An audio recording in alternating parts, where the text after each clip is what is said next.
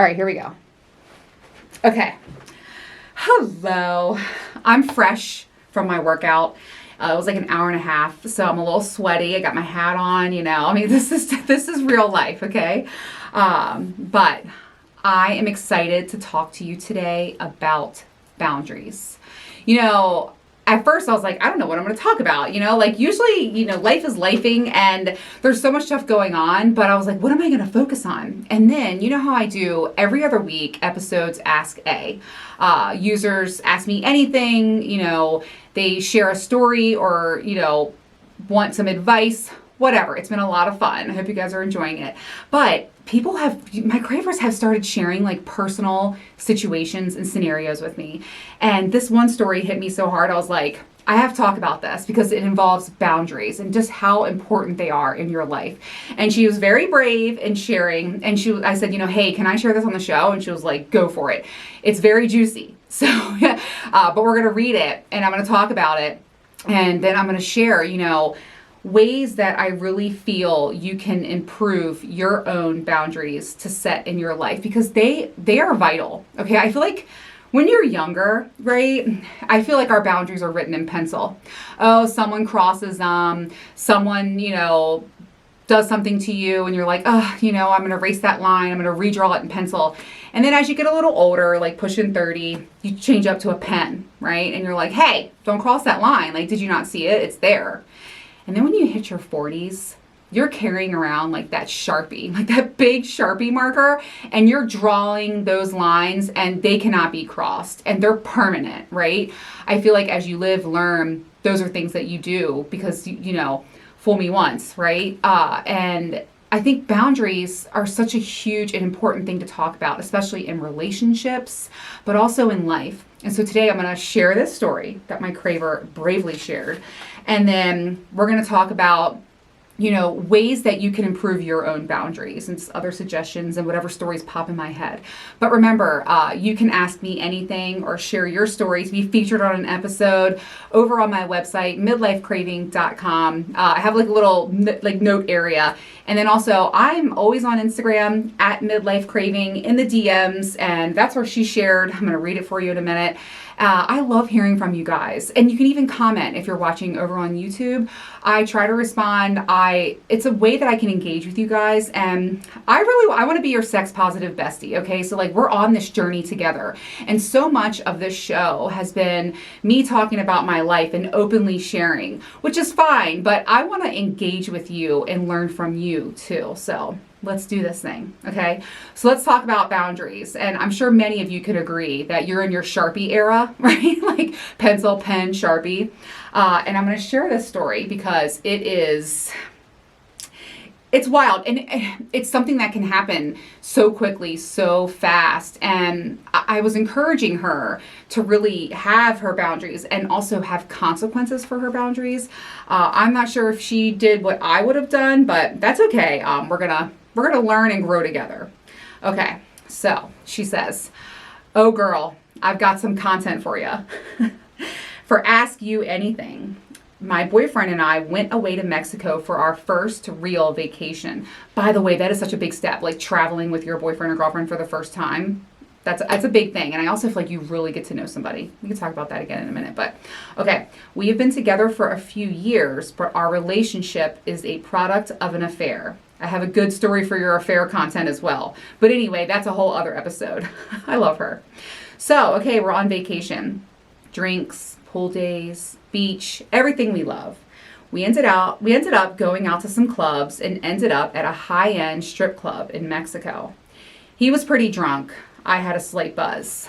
We are both not vanilla, and I love to experiment. I laid out the rules for the strip club. No back room, I told him. Well, all the rules flew out the door just as fast as the girls' clothes came off. And off to the champagne room we went. He wanted me to participate, but I was not comfortable. The girls were beautiful, and I felt very self-conscious, and quite honestly, I was like, I'm old enough to be her mom. He kept on for me to touch her, and I said no. She offered him a blowjob, and he said yes. As soon as her lips touched his dick, I walked out. I couldn't handle it. Thankfully, a condom was a part of the action and he came fast and they were out in a few minutes. Another girl came by and sat on his lap.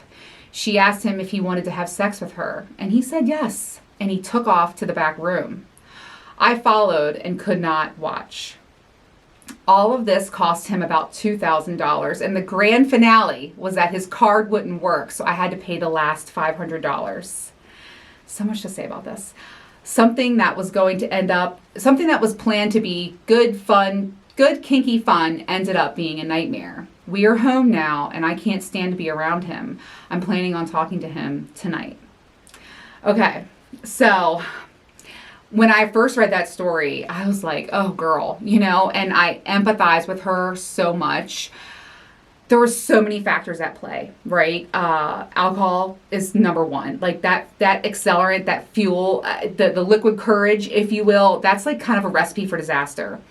When I read how she laid out her boundaries and he just completely ignored them and disrespected her, kind of like right in her face. And then the $500. Okay, so what do you think my response was? Of course, it was, hey, like I would break up with him and take a break. Now, I get it. And she did follow up and she said, Adrian, I'm dickmatized and, it was vacation and he's so sorry. But I just want to say a few things because listen, I am not the friend to come to if you want to feel good or you want to be told whatever lie to make you feel better. That's not me. So I'm going to keep it completely real.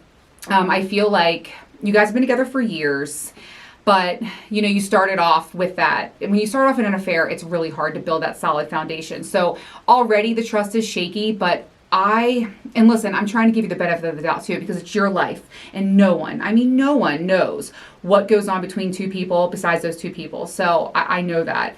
However, I want you to know that like him crossing those boundaries is not okay. It's unacceptable. So my advice to her was, I would be like, I need to take a break. Like I need 2 solid weeks of just separation. It gives him time to think. It gives her time to have some clarity and really find out, like, is this what I want? I mean, there were so many things, so many boundaries that were crossed. I was like, girlfriend, the blatant disregard for her thoughts and feelings in the club really upsets me. And then, doing it not once but twice. And I understand alcohol is a factor, but like that's not really an excuse either. Like get a grip on that as well. And addictions of any sort is a huge, huge non-negotiable red flag for me.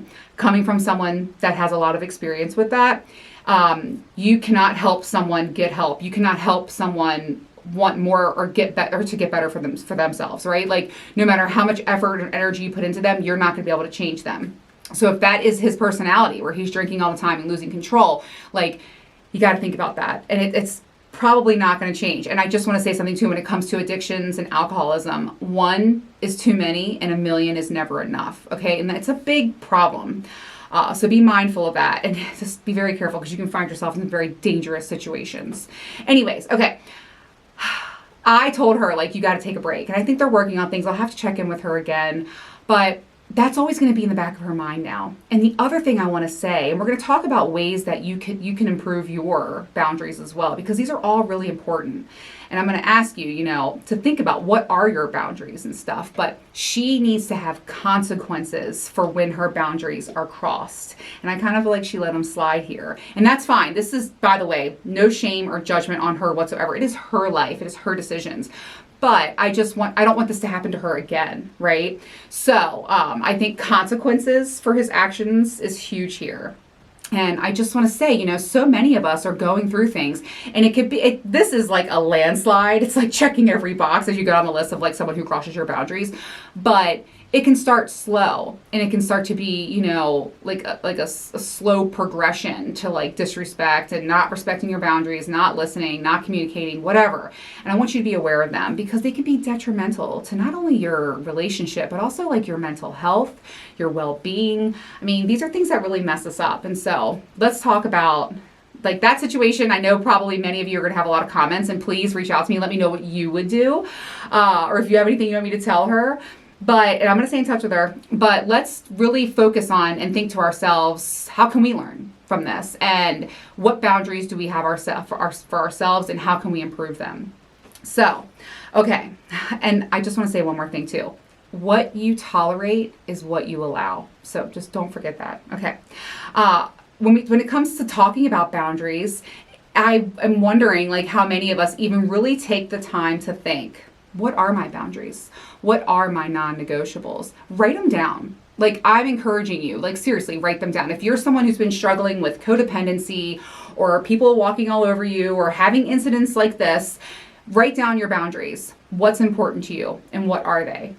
And then within those boundaries, identify your limits, right? You know, are you overextending yourself all the time? You know, what drains you?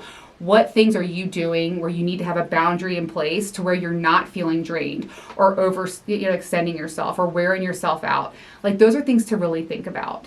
I'm sitting here thinking about my boundaries and stuff, and it's like a big one for me is like my non-negotiables. Like, I'm not dealing with addictions. I'm not dealing with smoking. I'm not dealing with someone who hasn't healed from their past or isn't working or evolving towards a better self. Someone that doesn't have self-awareness, someone that, you know, there's so many. I'm gonna have to make my own list. I'm looking in the mirror here and really recognize and define my boundaries and my limits. And then I think once you have that, it is vital that you communicate clearly those boundaries with your partner. And this can apply to friends, family, and set those expectations and boundaries early, right? And she did a good job of that. He just blatantly disregarded them. So there needs to be consequences for that, if you ask me. But I think clearly communicating your boundaries is a big one, and setting them early. You know, like when stories pop in my head. I have some family stuff going on, and it's been really hard. I can't. I'm not ready to share it, but you know, I'm dealing with, you know, my siblings and family and stuff, and I had to have a moment where I said, I can't take this on right now. Like, this is just a boundary for me. I'm sorry. I just can't put the effort into it right now. I have my priorities over here. You know, I already am maxed out in every other way possible right now, and I can't take this on. And it was hard, and it was painful, and it was, you know, it's not like I don't want to help my family. It's not like I don't want to give energy towards really important shit going on. But for my own well-being and health, I was like, I literally can't extend myself to that. And I communicated that early, and, you know, I set the standard. And the old Adrienne would have never done that. So we need to be thinking about that, okay? All right, so set them early. You need to also learn to say no and recognize that no is a complete sentence. And I've been using that a lot lately, right? Like, you know, it's okay to say no. I say no to things like baby showers and, you know, just birthday parties and countless events and, you know, let's do this and the kids' schedules and whatever. There's not enough Saturdays, okay? Like, there's just not. And I say no. And it's okay to do nothing. It's okay to say no to something, to do nothing. You know, we all are just always running and going and doing, and we don't take the time to slow down. I don't know about you, but I feel like the last 5 years have completely flown by. I don't know where they went. When I think about how I've been doing this show for 4 years, I'm like, how did that happen? Like, how is that even possible? Where did the time go? And it's because I'm always moving and achieving goals and setting expectations and, you know, not having firm boundaries. And so, like, I've been trying to really learn to slow down, to be where my feet are, you know, and live in the moment, because this is all we get. So, okay. Say no, just say no. Remember those shirts? I have one, actually. I have like a dare shirt. If you're feeling nervous about sharing boundaries with your partner, it's okay to practice what you want to say. You know, write to me and ask me, and I'll be like, hey, I think that's great. I'll try to give you some feedback and encouragement. But it's okay to practice what you want to say, and just know, like, that first conversation is the hardest. It truly, really is. And your partner should be open to listening to you. And maybe they're going to have boundaries they share with you that you never knew about as well. Okay, so you just can't go wrong with that. I want to talk about something huge too when it comes to setting boundaries. And I used to do this so much, and that is, you need to avoid over apologizing or over explaining. I have made it Like, I have made so much effort to remove the word sorry from my vocabulary the last 2 years. I used to start emails, or text messages, sorry I was at the gym, sorry I was running late, sorry I meant to, no, I'm not sorry. There's no reason to be sorry. So for every time you say the word, try to like cut it in half. And it's been working really well for me. And nobody needed my apology, I realized. So like, let's change that, okay? Stop apologizing, and never apologize for a boundary or something a standard that you set for yourself. You shouldn't feel bad about that. You shouldn't feel sorry. Those are your needs, wants, and desires, requirements, and that's okay, right? Like, now there's compromise and dealings with your partner, whatever. I'm thinking about her story where, if he said, hey, I want to play at this party, like there's so many different things where you can say, okay, well, how about, lap dances only, and we warm up to things. Like, there's compromise and communication and respect of those boundaries, right? And don't be sorry for them, ever. And I'm telling you, a massive pro tip in life, especially as we're getting older, stop saying sorry. Like, just stop it. Life gets a lot easier and a lot better. And I didn't realize how much I was doing it until I really started actively trying to stop it. The amount of text messages, sorry, I was in the shower. Sorry, no, we're not apologizing anymore. So try to take that word out. Okay. Another thing that is vital, this is kind of like with raising kids, that you have to be consistent with your boundaries.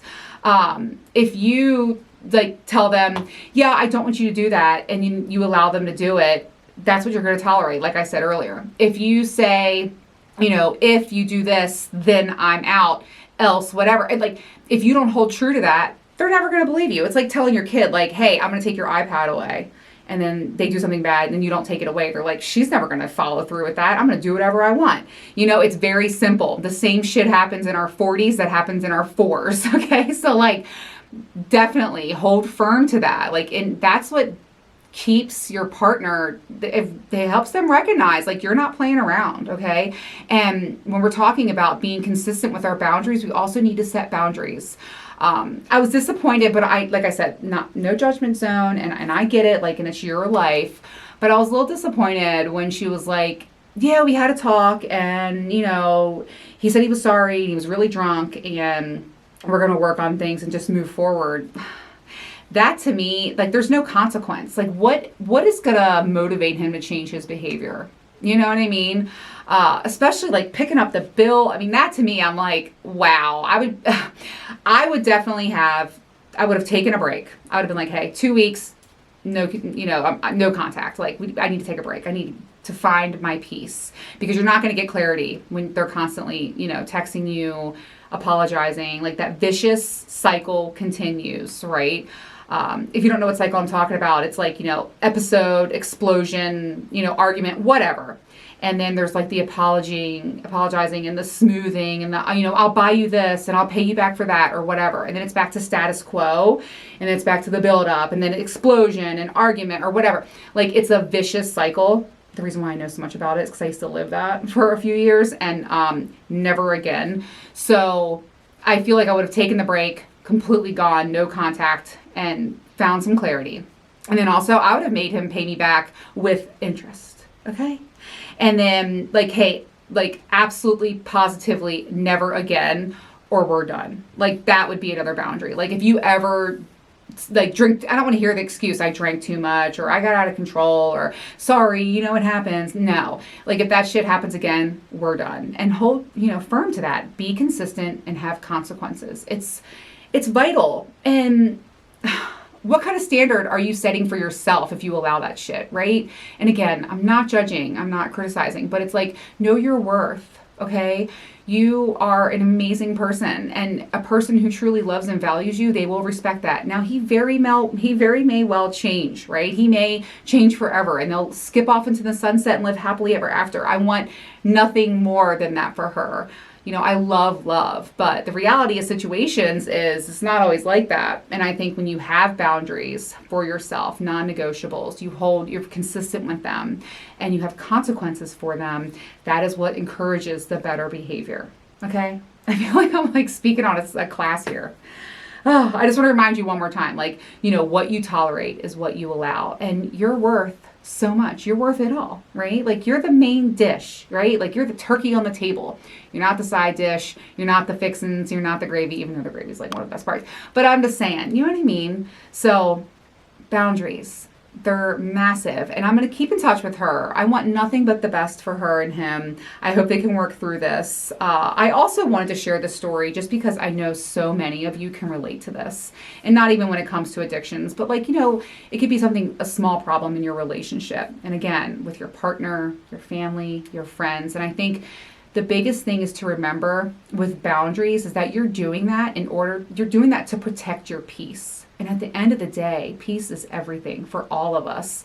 And I just want the best for everybody. So let's do our homework, write our list of boundaries. I'm gonna work on mine, and implement them in everyday life, and really hold firm to them and stay true to them, because we're worth it. Okay. All right.